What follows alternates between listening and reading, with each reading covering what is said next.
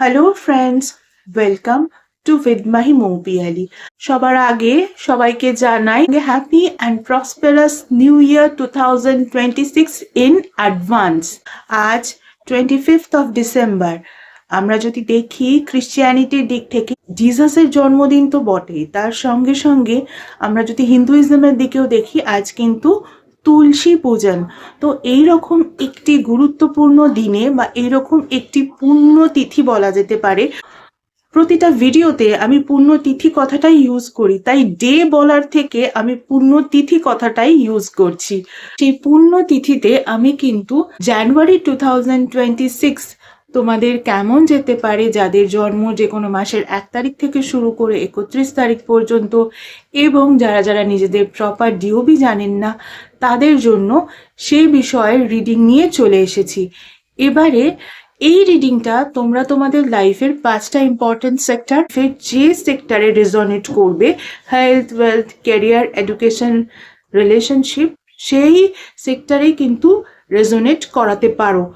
দরকার হলে জীবনের প্রতিটা সেক্টরেই রেজনেট করাতে পারো, কেউ চাইলে একটা দুটো সেক্টরও রেজনেট করাতে পারো, কেউ চাইলে আদার্স যেসব সাবসেক্টরসগুলো আছে মানে ওভারঅলও এই রিডিংটা রেজনেট করাতে পারো। তোমাদের যে সেক্টরে এই রিডিংটা ম্যাচ করবে তোমরা কিন্তু সেই সেক্টরেই এই রিডিংটা রেজনেট করাতে পারো। তাহলে চলো আমরা দেখে নিই তোমাদের জন্য জানুয়ারি 2026 এর মেইন রিডিং কি হতে পারে সেই বিষয়ে। জিসাস ক্রাইস্ট, মাদার মেরি এবং তার সঙ্গে সঙ্গে মা তুলসী আমাদের কি কি মেসেজেস দিতে চান। তাহলে চলো শুরু করা যাক। এটা কিন্তু ভিডিওর 6th পার্ট। এর আগে ভিডিওর first, second, third, fourth and fifth part already uploaded. যারা যারা সেই পার্টগুলো মিস করে গেছো তারা কিন্তু একবার দেখে নিও। ভিডিওর এই পার্টে আমরা দেখে নেব যাদের জন্ম যে কোনো মাসের 21 তারিখে, 22 তারিখে, 23 তারিখে এবং 24 তারিখে, তাদের জন্য জানুয়ারি 2026 এর মেইন রিডিং কি কি হতে পারে। তাহলে চলো শুরু করা যাক। যাদের জন্ম যে কোনো মাসের 21 তারিখে তাদের জন্য কি রিডিং আসে একটু আমরা দেখে নিই।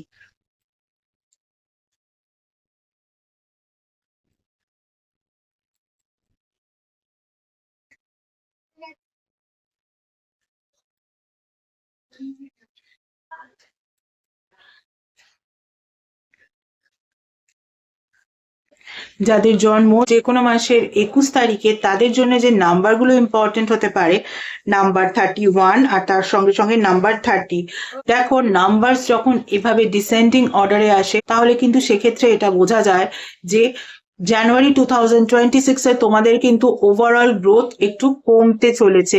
সেটা লাইফের যে কোনো সেক্টরেই হতে পারে, আদার্স সাব সেক্টরস গুলোতেও হতে পারে, সমস্ত সেক্টরে ওভারঅল গ্রোথ কিন্তু একটু কম হতে চলেছে।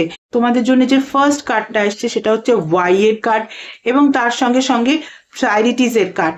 তোমরা কিন্তু জানুয়ারি 2026 এমন কিছু রেজাল্ট পেলে যেটা দেখে তোমরা হয়তো ভাবতে পারো যে কেন সেটা তোমাদের সঙ্গে হলো, কি কারণ তার।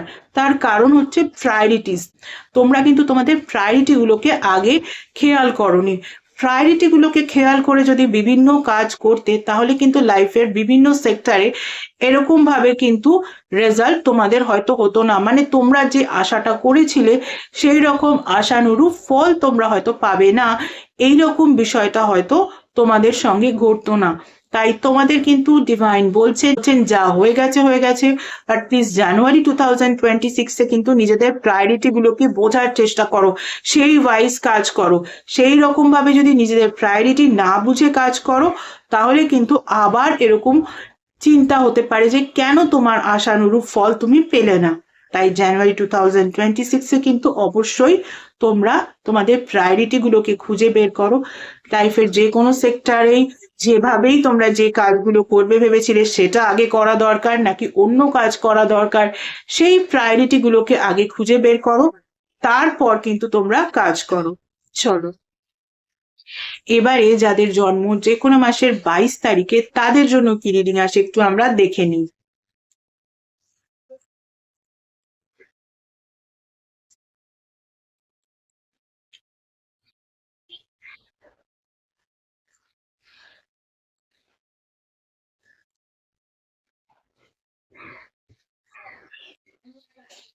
যাদের জন্ম যে কোনো মাসের 22 তারিখে তাদের জন্য যে নাম্বারগুলো ইম্পর্টেন্ট হতে পারে নাম্বার 41 আর নাম্বার 19। দেখো তোমাদের জন্য যে ফার্স্ট কার্ডটা এসছে সেটা হচ্ছে সোলমেটের কার্ড এবং তার সঙ্গে সঙ্গে স্পিরিচুয়াল প্র্যাকটিসের কার্ড। অর্থাৎ এক্ষেত্রে কিন্তু তোমাদের একটা দারুণ খুশির খবর। লাইফের 5টা ইম্পর্টেন্ট সেক্টরের মধ্যে থেকে এই রিডিংটা কিন্তু একটু হলেও ছোট হয়ে গেল, অর্থাৎ রিলেশনশিপের জায়গায়। সেই রিলেশনশিপের জায়গায় কিন্তু তোমরা তোমাদের সোলমেট পেতে চলেছ যাদের জন্ম যে কোনো মাসের 22 তারিখে। এবারে যারা যারা নিজেদের সোলমেট পেয়ে গেছো তারা হয়তো বলতে পারো আমরা তো অলরেডি আমাদের সোলমেট পেয়ে গেছি। তাহলে সেক্ষেত্রে বলবো তোমরা হয়তো তোমাদের সোলমেটকে নতুন করে আবিষ্কার করলে, অর্থাৎ তোমাদের সোলমেটের মধ্যে এমন কিছু গুণাবলী আছে যেগুলো তোমরা জানতে না, সেই বিষয়গুলোকে কিন্তু তোমরা এবার বুঝতে পারবে। আর যারা সোলমেট পাওনি তারা কিন্তু নিজেদের সোলমেট পেতে চলেছো।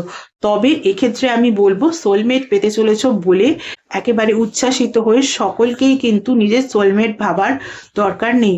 আগে থেকে একটু খোঁজ খবর নিয়ে নাও, ভেবে নাও যে এই মানুষটাই তোমার সোলমেট কিনা। একটু খোঁজ খবর তো নিতেই হবে, কারণ এটা তো প্র্যাকটিক্যাল ব্যাপার না। সোলমেট খুঁজে পেলে যাকে তাকে সোলমেট বানিয়ে ফেললে তারপর যদি কোনো রকম কোনো প্রবলেম হয় তখন কি হবে? সেই জন্যে কিন্তু একটু খোঁজ খবর নিতেই হয়।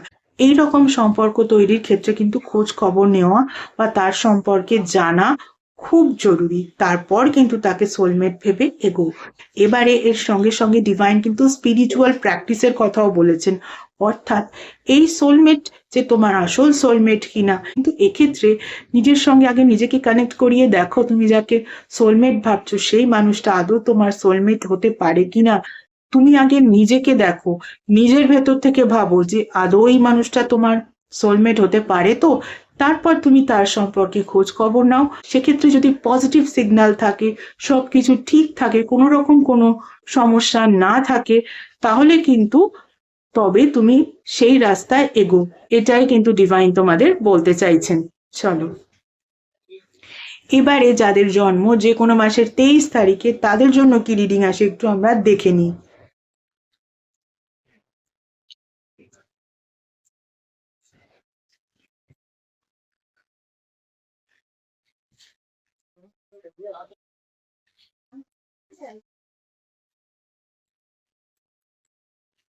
যাদের জন্ম যে কোনো মাসের 23 তারিখে তাদের জন্য যে নাম্বারগুলো ইম্পর্টেন্ট হতে পারে নাম্বার 40 আর নাম্বার 39।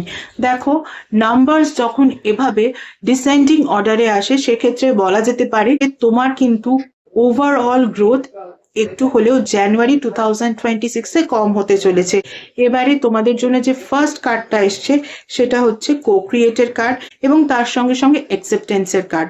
অর্থাৎ তুমি তোমার লাইফের যে সেক্টরে যে কাজই করো কিনা তুমি কিন্তু সেই কাজটাকে নিয়ে ডিভাইনের কাছে প্রে করো যে সেই কাজটা যেন ভালো হয়। জানুয়ারি 2026-এ কিন্তু এটাই তোমার আসল কাজ। তুমি কিন্তু তার সঙ্গে সঙ্গে ওই একই রকম সেক্টরের আদার্স কোনো কাজ করার চেষ্টা করো, তাহলে কিন্তু তুমি বুঝতে পারবে তোমার সেই কাজটা ধীরে ধীরে সাকসেসের দিকে এগোচ্ছে বা একটা সাপোর্ট সিস্টেম হিসাবে সেই কাজটা কাজ করছে। এবারে এর সঙ্গে সঙ্গে অ্যাকসেপ্টেন্সের কার্ড। অ্যাকসেপ্টেন্স অর্থাৎ তোমার কিন্তু যেমনই রেজাল্ট হোক না কেন জানুয়ারি 2026-এ সেই বিষয়টাকে কিন্তু তোমাকে অ্যাকসেপ্ট করে নিতে হবে। অর্থাৎ ভালো মন্দ যাহাই আসুক সেই বিষয়টাকে কিন্তু অ্যাকসেপ্ট করে নিতে হবে। অনেকেরই সেই অ্যাকসেপ্টেন্স পাওয়ারটা থাকে না, সেই অ্যাকসেপ্টেন্স পাওয়ারটাকে কিন্তু ক্রিয়েট করতে হবে। এটাই তোমাদের জানুয়ারি 2026-এর মেইন রিডিং। চলো এবারে যাদের জন্ম যে কোনো মাসের 24 তারিখে তাদের জন্য কি রিডিং আসে একটু আমরা দেখে নিই।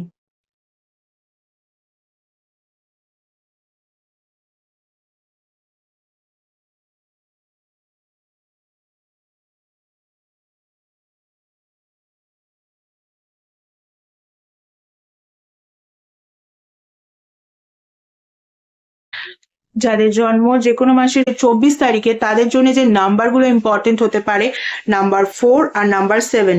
দেখো তোমাদের জন্য যে ফার্স্ট কার্ডটা এসছে হায়ার ডাইমেনশনের কার্ড, তার সঙ্গে সঙ্গে সাস্টেনেন্সের কার্ড। এই হায়ার ডাইমেনশনের কার্ড অর্থাৎ হায়ার পাওয়ারের কার্ড। তোমরা কিন্তু জানুয়ারি 2026 এ নিজেদেরকে হায়ার পাওয়ারের সঙ্গে কানেক্ট করানোর চেষ্টা করো, কিন্তু সেটা তো একদিনেই সম্ভব নয়।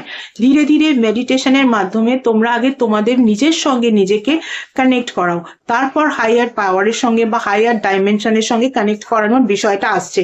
তার সঙ্গে সঙ্গে সাস্টেনেন্সের কার্ড এসছে। দেখো তোমাদের মধ্যে কিন্তু কোথাও গিয়ে কোনো রকম কোনো রেসপন্সিবিলিটি নেওয়ার বিষয়টা কমে গেছে, তাই ডিভাইন কিন্তু তোমাদের বলছেন তোমরা কিন্তু রেসপন্সিবল হও, রেসপন্সিবিলিটি নাও। যদি তোমরা তোমাদের মধ্যে থেকে সেই রেসপন্সিবিলিটিটাকে বা রেসপন্সিবল হওয়ার পাওয়ারটাকে কমিয়ে ফেলো, তাহলে কিন্তু সেক্ষেত্রে জানুয়ারি 2026 এ বা গোটা 2026 এ কিন্তু অনেক ক্ষেত্রেই অনেক জায়গায় দেখা যেতে পারে তোমরা তোমাদের কাঙ্ক্ষিত জিনিসটা পাচ্ছ না। তাই আগে রেসপন্সিবল হওয়ার চেষ্টা করো। এবারে রেসপন্সিবল হওয়ার জন্যই কিন্তু তোমাকে হায়ার পাওয়ারের মেসেজ ডিভাইন দিয়েছেন। সেক্ষেত্রে বলা যেতে পারে রেসপন্সিবল হওয়ার জন্য মেডিটেট করো, মেডিটেশন করার ফলে তোমাদের মধ্যে যে রিল্যাক্সেশন পাওয়ারটা ক্রিয়েটেড হবে, সেই রিল্যাক্সেশন পাওয়ারটাই তোমাদের কিন্তু কাজ করার বা নিজেদের মধ্যে যাবতীয় সুচিন্তা আনার একটা বিষয় ক্রিয়েট করবে। অর্থাৎ সেক্ষেত্রে রেসপন্সিবল হওয়ার চিন্তাও কিন্তু তোমার মাথায় আসতে পারে। সেই জন্যেই কিন্তু ডিভাইন তোমাকে হাইয়ার পাওয়ারের কথা বলেছে। নিজের সঙ্গে আগে নিজেকে কানেক্ট করাও, রেসপন্সিবল হও। এটাই কিন্তু জানুয়ারি 2026 এ তোমাদের মেন রিডিং। এভাবে কিন্তু নিজেকে আগে চেঞ্জ করো, তারপরে ফেব্রুয়ারি বা অন্যান্য মাসে তোমাদের যে কোনো কাজ করার সেই কাজগুলোকে কিন্তু করো। চলো, ভিডিওর এই পার্টে কিন্তু এটুকুই। বাকি রিডিং গুলো দেখতে হলে কিন্তু দেখতে থাকতে হবে। এছাড়া যারা যারা আমার থেকে পার্সোনাল কনসালটেশন নিতে চাও তাদের বলবো, পার্সোনাল কনসালটেশন কিন্তু একেবারেই ফ্রি কনসালটেশন নয়। পার্সোনাল কনসালটেশন কিন্তু পেড কনসালটেশন। Regarding what?